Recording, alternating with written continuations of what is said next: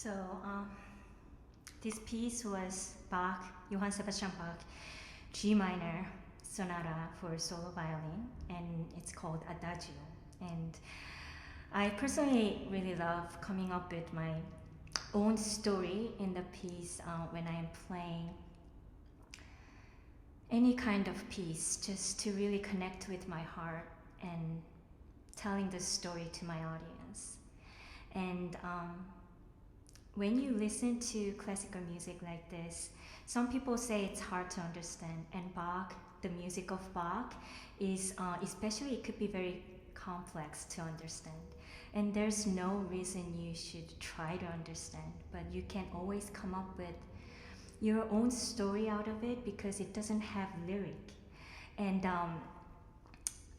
it could be very personal, and your feeling and your intuition when you're listening to this piece, what you remember and what you imagine, it really matters, and that's the place that you want to go to and really enjoy just being in that place. So for me, the title that I came up with for this movement is a prayer, and it's a prayer of someone.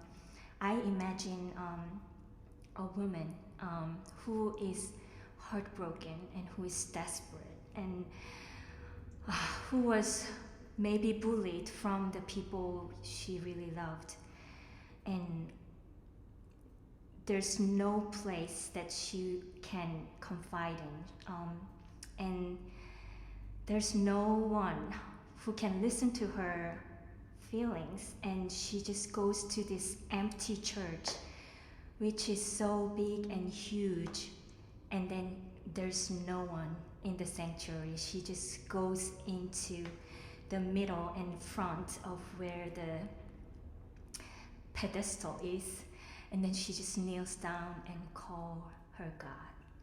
And there's this safety that she really experiences, and she just starts pouring her heart out, and there's no such a gap in between her and God, because she knows that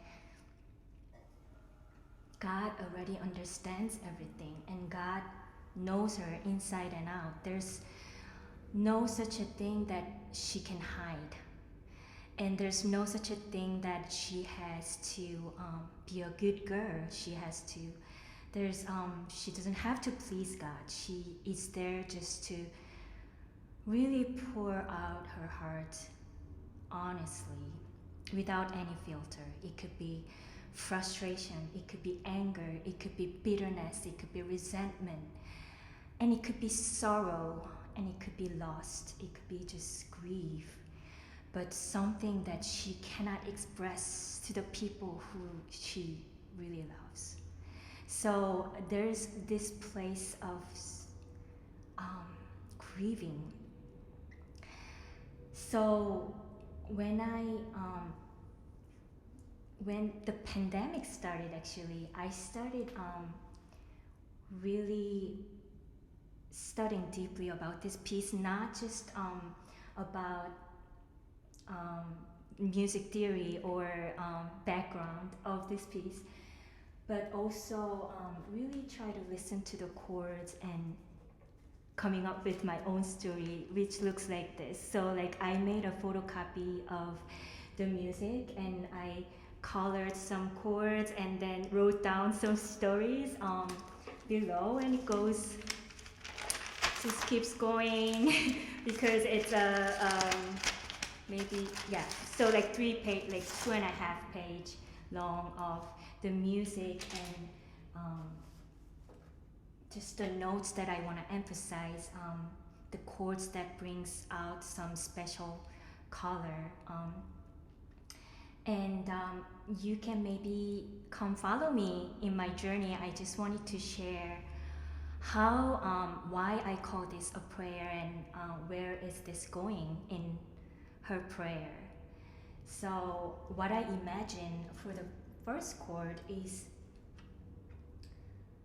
this is G minor, and it starts with G minor tonic chord, and I imagine this organ sound that is filled in a huge cathedral European church, which is beautiful. And I imagine organ sound. Organ sound could be very grandiose and really majestic in church like that. And Bach was a virtuosic organist in his lifetime. So I am pretty sure that when he was writing solo violin pieces like this, there are so many different voices, and organ has pedal, which is bass, and then so many layers of keyboards.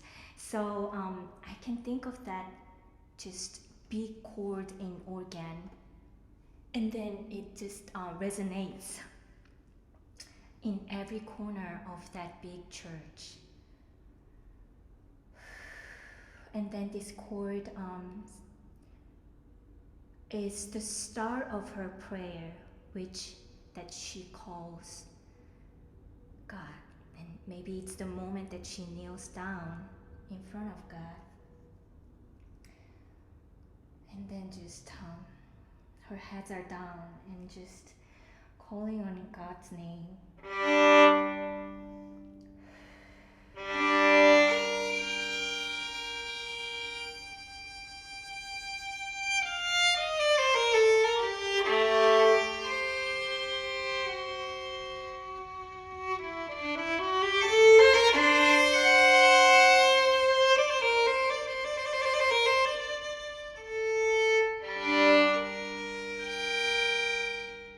So this is the first sentence that she's saying, and it has everything actually. Calling on the name of God, and then there's pain that she's explaining. So that's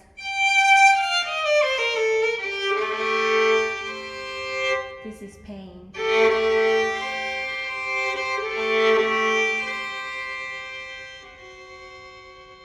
Believing, but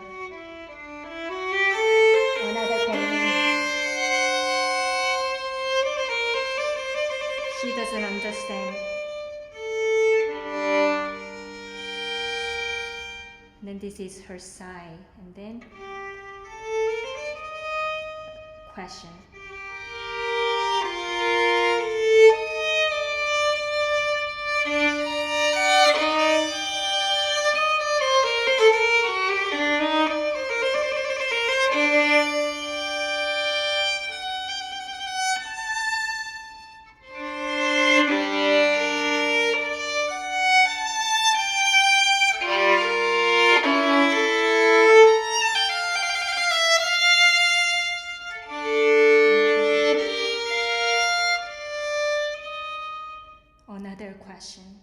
So it starts with questioning, and then she goes on to like venting, some talking that she doesn't understand. This happened, and this is painful, and this is frustrated.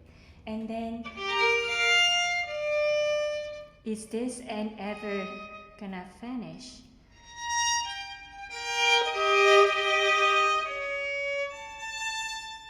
Well, maybe spirit is intervening and responding with her question, not with the right answer, but just being with her, this doubtful feeling. But this spirit is starting to grounding herself with some comfortness. This space here.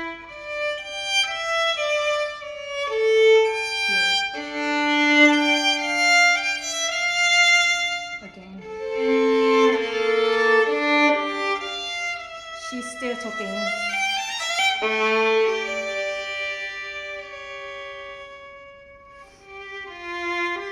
Some understanding.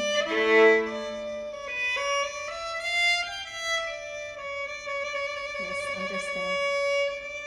Some comfort. But another story of her.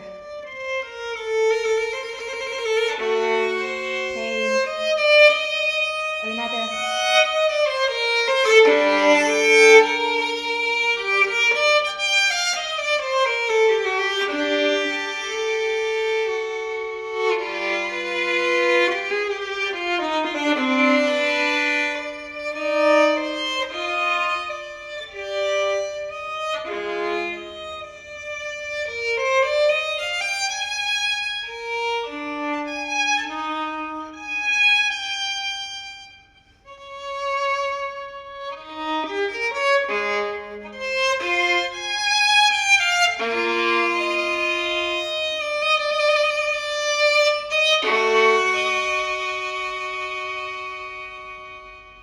and then she pauses.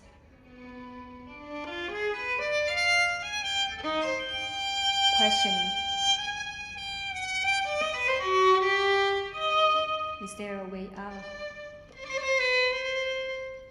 And then now she's out in the world.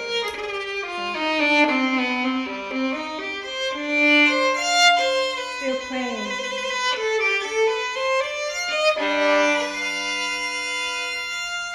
Still feeling. But with God. Questioning.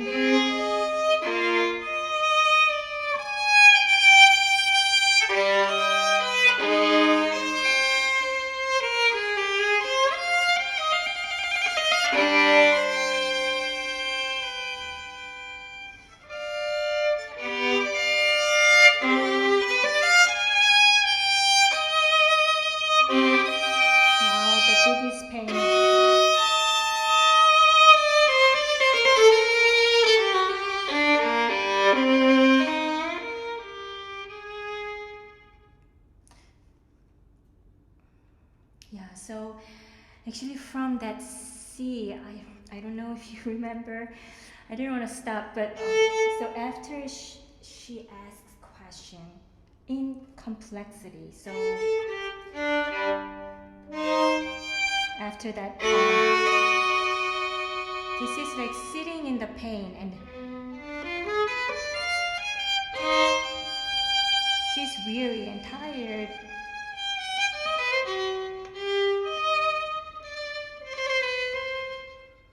And then from here, it's C minor, and the structure is very similar to the beginning of her prayer until she comes to some comfort on this dominant upstep. So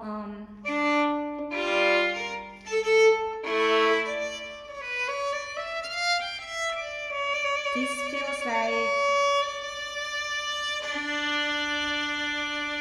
some sort of answer or some ground level that she finally came. And then she starts on another vent, and it's more painful. And then she gets this point of she's just so tired and frustrated, and she doesn't know the answer yet. She questions. And then she goes back to this C minor, the same prayer, but maybe in a context of she's already out in the world.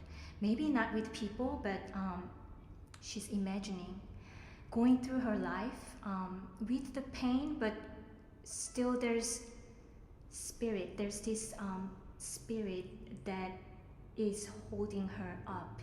So the pain is deep, but someone is with her. So that was my interpretation. And then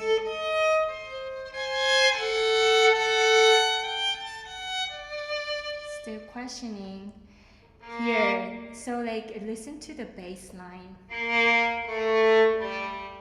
And then she's still talking through that, but the spirit is comforting her.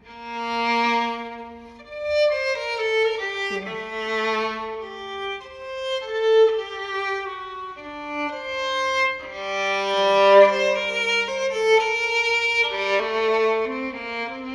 Step by step, lifting up. Now,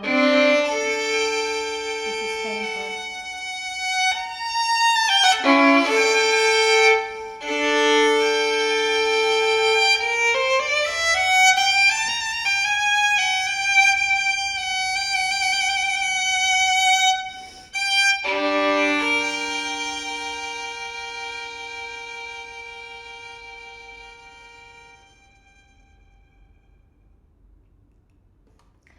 So it still ends with that pain, the deep pain, and then she may be crying out.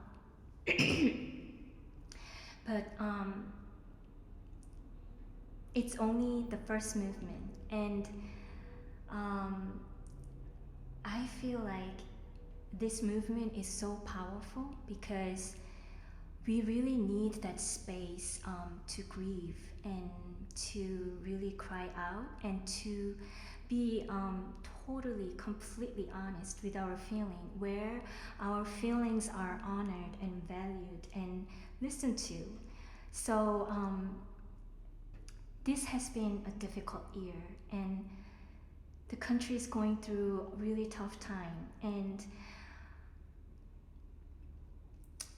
there's no such a right answer to it, but I would want to encourage you and me to really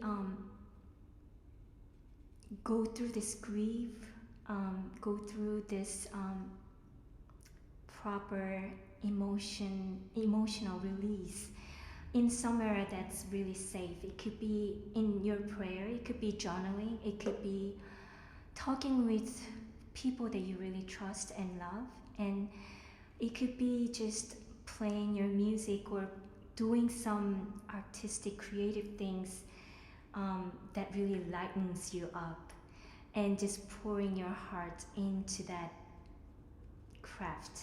So this was just my interpretation that I wanted to share with you, because this is something that I love, and I would really be happy that if you really enjoyed this video, and just maybe I will come up with some other different movement. I would like to actually continue this sonata because it has 4 different movements, and the story just continues, and I can maybe share that with you, playing the second movement, which is called fugue, with my own story. So thank you for watching, and I will see you later.